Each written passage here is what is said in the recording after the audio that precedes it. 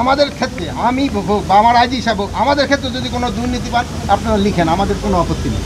আপনারা লেখেন, আমরা যদি আমরা নিজেরা দুর্নীতি করি আপনারা লিখেন, কিন্তু বাট আপনারা দুর্নীতির ক্ষেত্রে একেবারে জিরো টলারেন্স।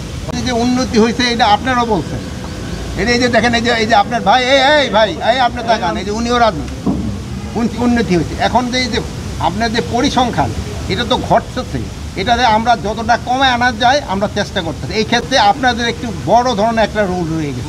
আপনারা লোকজনদের কিন্তু সচেতন করতে হবে। আপনারা যদি লোকজনদের, আপনারা কিন্তু সমাজের এমন একটা শ্রেণীতে বাস করতেছেন যেখানে আপনাদের কথা সবচেয়ে বেশি শোনে।